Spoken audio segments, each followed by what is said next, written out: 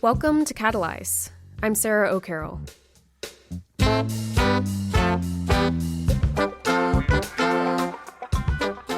have with me Dr. Brandi Brimmer, a Morehead-Cain Alumni Associate Professor and one of our featured speakers this spring for the Road Back to Chapel Hill online event series. Dr. Brimmer joined the Department of African, African American, and Diaspora Studies in UNC Chapel Hill's College of Arts and Sciences in the summer of 2021. We sat down together on a fall day last semester near the university's Ackland Art Museum.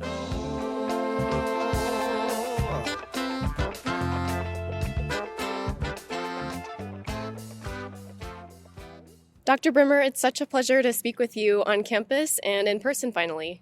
That's right. It's good to be here, and it's a beautiful day. So you most recently were an associate professor of history at Spelman College in Atlanta, and you were also a Mellon-HBCU Fellow through the National Humanities Center. So can you share about the research projects you were working on there? So my time at Spelman was dear to me. I am a graduate of Spelman College, and so it was really wonderful to return home, as we say.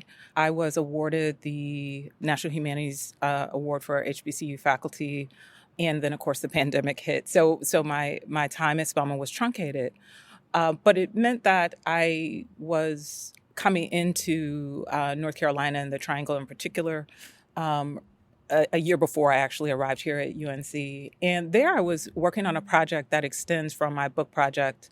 The recently published book, Claiming Union Widowhood, introduced me to a number of just interesting protest movements and Black leadership that just hasn't been written about in Eastern North Carolina. And so one of those figures is a claims agent, which is a shorthand term that officials in the Pension Bureau would use to describe what, for all practical purposes, was an attorney.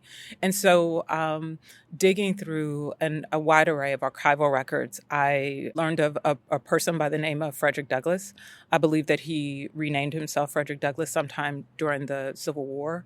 He was self-taught, began to teach in the public schools of Craven County, North Carolina, to educate Black students, and would go on to represent, in the form of a claim agent or a attorney, represent disabled soldiers as well as the widows of Black soldiers who died as a result of disease or disability or injury during the Civil War. So he's just an incredible figure, and in building what I'm calling sort of a biography of his life, I'm also thinking deeply about Black legal communities in the late 19th century. And so his story is providing an arc or a window through which to think about Black legal communities and how working class people engage these communities at the turn of the century. Well, it sounds like you could just expand on that indefinitely with all of the rich history that you've been able to find. Are there other projects or questions that you plan on exploring at Carolina? Is this going to be an extension of the work you've mentioned? Or what else are you thinking about? Right now, I'm working on a project in addition to the Douglass Project, which is my priority. But I'm thinking a lot about a history of Black intimate life and the possibility of writing a history like that with archival material that I've been working with over the last several years. I'm also thinking deeply about the Fort Pillow massacre, the implications and consequences of that massacre for Black legal communities as well. And so I'm thinking about a range of different topics, not only that I want to write and think about, but also that I want to introduce into the classroom. And so I'm thinking about also how this research will influence and shape the kinds of classes and questions that I raise with students here at UNC. And you've already mentioned a few of them, but many of your publications, including your book, focus on the lived experiences of Black women in North Carolina. And so I'm curious where that academic interest in the state came from. When I started the project, people would always say, why North Carolina and why New Bern in particular? And my answer to that came over time and after really immersing myself in the archival materials. And my answer to that question now has changed, and it's simply that freed people chose Eastern North Carolina in particular as a haven of freedom to expand on pre-existing communities and to think about the possibility of implement, I should say, their visions of freedom in the post-Civil War period. And so I am a historian of slavery and emancipation. I'm deeply interested in questions of gender, family, and community. And in many ways, Eastern North Carolina chose me because I was searching for those questions, thinking about how I might write a project in the Civil War era period that focused on those questions. And the archival material really led me to Eastern North Carolina. I would add that what it means now is that I'm thinking a lot about public history. And being at UNC puts me in a really unique position to connect with the very communities that I've written about. And so I'm excited about that in terms of expanding how I'm thinking about my research and how it connects to not only students, but also communities connected to this institution. And can you speak to the archival collections that you've been able to find or ones that you're looking forward to exploring now that you have more geographic proximity to the work itself? Yeah, that's a great question.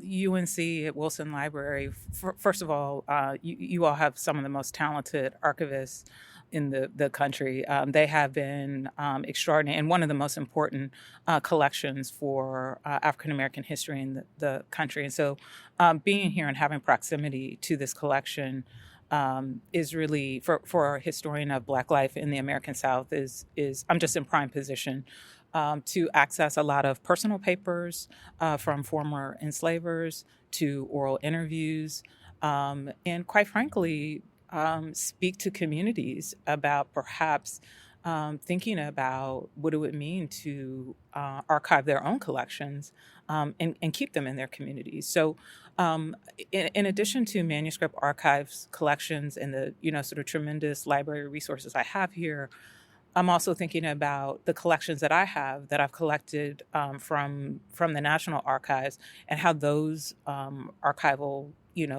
findings can actually enhance what I will find at Wilson Library. But thus far, specifically, I would say my proximity here and access to the Wilson Library has allowed me to really look at many of the families who enslaved many of the people that I write about. And so it's allowed me to think about the conditions of enslavement that individuals survived and challenged and resisted in their path to freedom.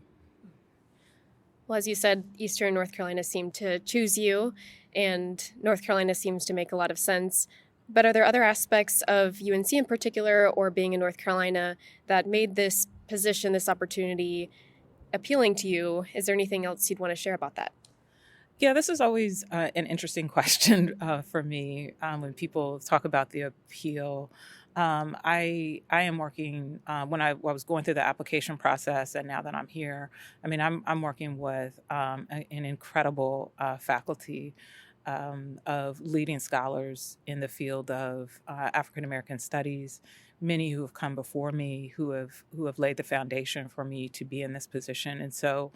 And I'm thinking about students. I'm thinking about administrators here. I'm thinking about scholars who have some who have come to UNC and done and produced incredible work, and who have gone on, and many who are still here, who have really created a space for me to be here. And so, in that sense, I'm here to, and I'm really. Grateful for the groundwork that people have provided, and I hope that I can continue to extend the legacy of strengthening the Department of African American, and Diaspora Studies, as well as making significant contributions to the Department of History and knowledge building around Black life in the late 19th century. We'll be right back. Stay with us.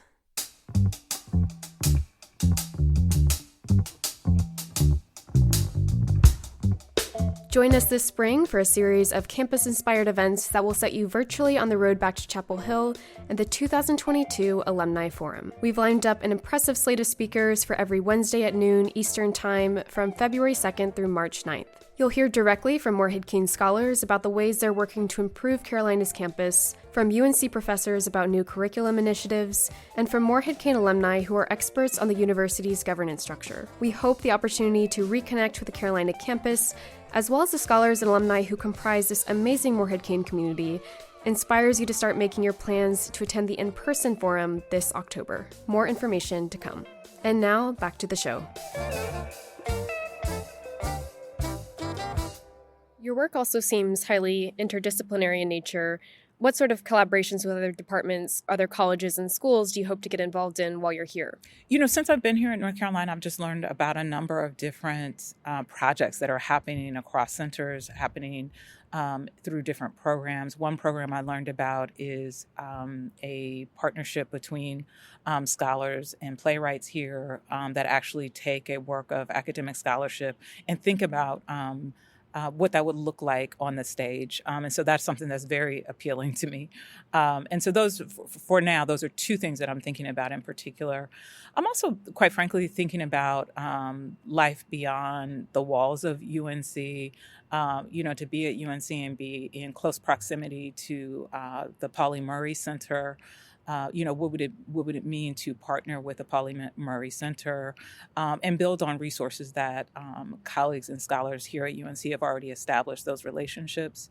And so I'm keeping my eyes open. I'm laying the groundwork for some projects right now, to be continued. Well, we're so glad that you're here, and we're looking forward to seeing all of the great work that you'll do. I did want to ask, your transition to the university came amidst this national media coverage of Nikole Hannah-Jones, the Pulitzer Prize-winning reporter for whom UNC Chapel Hill denied tenure and then reversed the decision following the uproar. That must have just been a very difficult time to consider starting a job at Carolina. Is there anything you'd want to share about why you decided to stick with the decision? Was this a factor, or how did you kind of navigate that mentally? Well, let me say first that Nikole Hannah-Jones was absolutely qualified for tenure here. And when that controversy erupted, I had several different thoughts. And of course, it was a difficult time to think, was I going to, carry out this position? I had to think about a lot of things. I had to think about the work that my colleagues in African American and Diaspora Studies had put into this search. And I also had to think about Black women colleagues across the profession and across the disciplines, Ph.D.s doing this work and having this experience. And my hope is that what happened with Nikole Hannah-Jones would shine the light on the very particular experiences of emerging scholars who are doing work on slavery and emancipation, but also more broadly, the grueling process it is to achieve tenure and the very sort of particular obstacles and moving obstacles that Black women scholars face in particular. And so as this was unfolding, I, of course, was thinking about myself, but I was also thinking very much about the Black women colleagues who didn't have, that were enduring this experience, perhaps being denied tenure, perhaps being rebuked in early reviews, how they were handling that, who didn't have access to the kind of resources and audience that Nikole Hannah-Jones has. Now, let me also say this. What I also had my eye on was the tremendous sort of organizing that I saw from the faculty as well as the students. And that ultimately pushed me and inspired me to move forward with my decision to come. I'm guessing as this was taking place, you've been working on this kind of research for a long time, and we've been seeing a lot about the backlash towards racial equity curriculum. How do you respond to that when students might bring up the Nikole Hannah-Jones situation in the classroom? Are there things that commonly come up of how you try to contextualize these issues with the research, with this long history of working on these types of issues? Well, I think all I can do is contextualize it and talk about Nikole Hannah-Jones in a larger trajectory of how Black women scholars and, quite frankly, potential applicants or potential students have been treated. When I think about Nikole Hannah-Jones, I'm thinking about Pauli Murray and her denial of admissions.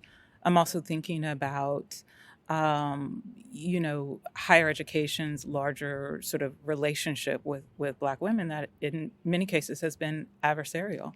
And I have experienced that as well. So I think the way to deal with it is to be honest about it, to contextualize it, and to talk about the significant intellectual contributions that Black women have made, not only to this institution, but to the various fields of studies that students are moving forward with and seeking degrees in. There are significant contributions that Black women have made, intellectual contributions that Black women have made that oftentimes just don't get the kind of attention or recognition that is deserved. So that is what I talk about, and the Department of African American and Diaspora Studies has provided a platform for me to do that. Well, it's been great talking with you, Dr. Brimmer. Is there anything else you think people would want to know about you, anything you'd want to share, or that people might be surprised to know about you? I don't know if this is a surprise, but it is sort of interesting to me because I'm born and raised in Los Angeles, California. And so how I ended up at North Carolina, where I'm very pleased to be, by the way, because I had so many incredible mentors and scholars that have come before me. But it is sort of interesting that someone from Los Angeles, California ends up in North Carolina thinking about these questions. So I don't know if that's a surprise, but it is something that I ruminate on and think about as I continue my path here. Yeah. Well, can you share how you did end up in North Carolina, or what was, why did you leave Los Angeles, and when was that? Well, that's part of academic life. I finished my Ph.D. at UCLA, and while I would have very much liked to remain in Los Angeles, looking at a job market across the country and doing my own research, I had to think big, bold, but I also needed to eat, and I needed to be employed. And so I initially accepted a position in Nashville, Tennessee, and since then I've sort of moved about. Certainly my work has and my interest in slavery and emancipation has driven that. I mean, I did spend time at the University of Maryland working at the Freedmen and Southern Society Project, which was transformational in terms of how I think about and approach the subject. But I had to eat. And so I had to find employment, and it's taken me to a lot of different places. Yeah. Dr. Brimmer, thank you so much. We look forward to having you at more events and then having your own event, hopefully, in the spring to talk with our scholars and a larger student body. Thank you for having me. I'm looking forward to it.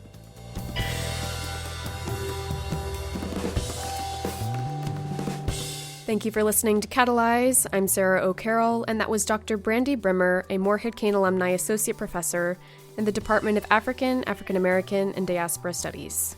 To hear more from Dr. Brimmer, join us for her online event this month called Weeping No More, Black Women's Battles for Civil War Pensions in the Post-Emancipation South. The event begins at noon on Wednesday, February 23rd. You can find more information and RSVP on the Morehead-Cain Network, as well as view all of the events happening this spring as part of the Road Back to Chapel Hill online series. As always, you can let us know what you thought of the episode or who you want to hear from next by emailing us at communications@moreheadcain.org or by finding us on Twitter or Instagram at Morehead-Cain.